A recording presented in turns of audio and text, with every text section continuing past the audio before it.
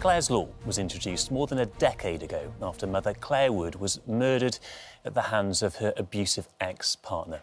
It gives people the right to ask the police if their partner has a violent past. Good Morning Britain can reveal there are now concerns that the law is not being used properly by some UK police forces, leaving victims at major risk of harm. Well, Clare's daughter, Maddie Wood, was just 10 years old when her mum was killed, and she's been campaigning to strengthen the law for victims. She joins us alongside Amanda Rowe from the Independent Office for Police Conduct.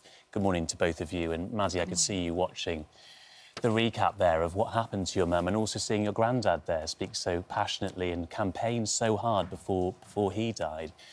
I mean, just remind us again what happened to Clare, your mum, and why you took on this campaign in her memory. So my mum met someone online when I was about 9-ish years old, 8, 9-ish years old.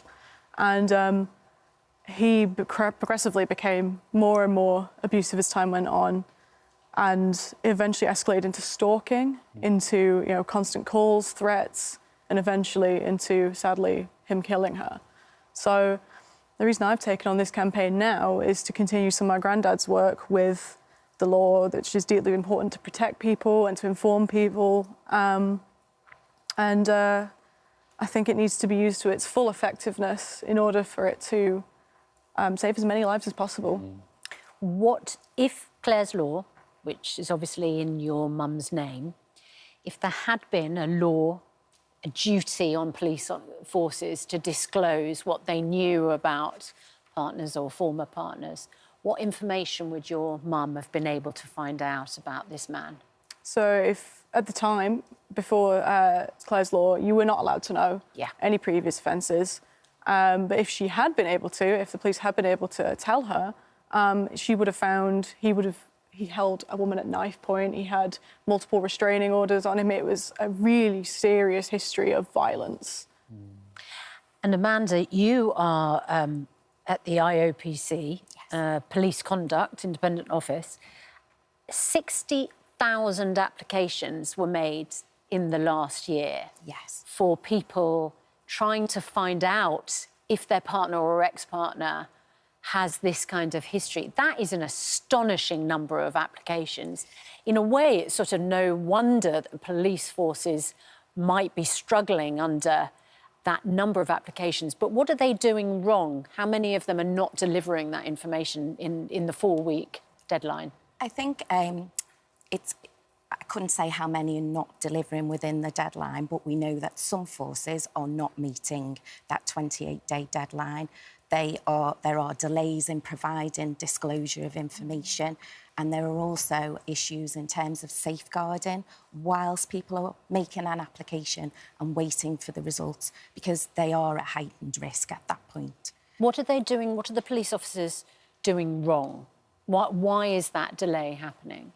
Some of the delay is the pressure of the amount of applications. They've quadrupled in the last 5 years. So that puts pressure on police forces to do so many and think about their resources. Also, we found training was an issue as well and could be improved. Yeah, and Maddie, how does it feel for you? Because I'm sure your mum would have been so proud to see you carrying on this work. You know, a law was named after her, and now that law isn't being properly applied. Does that feel like a betrayal of her memory to you? Yeah, I mean, the whole point of this law was to prevent people from meeting the same end or, you know, staying in abusive relationships that were going to only get progressively worse. And that was the whole point of this law. So the idea that it's not being executed to its full potential and more people than necessary are in these situations is quite upsetting. Reading about your mum's absolutely devastating story, you as a child, even though you were just young, you were in that environment, and you noticed, didn't you, by this man's behaviour towards his own pet, that there was something wrong. And sometimes this is a warning sign. So what did you see? So I saw he gradually got more and more kind of violent. He at one point punched holes in my mum's door as well. That was something he did. But also, they had a dog together. And he started to hit the dog when it did things wrong. And he swore me to secrecy as a child and said, you can't tell anybody that you just saw me hit this dog. And it was absolutely horrifying. And I think even as a kid, I was like, this is wrong. Like, something's wrong. This is going to escalate. Amanda, what advice would you give to women and men? Because, you know, these aren't sort of, there's no distinction. You know, sometimes it's either partner can be violent or abusive and have this history. What advice do you give about what sort of information you need to ask for from police forces and how they can, I don't know, help the officers who have a duty to provide it? So I think the information that can be disclosed under Clare's law is convictions for violent offending or sexual offences.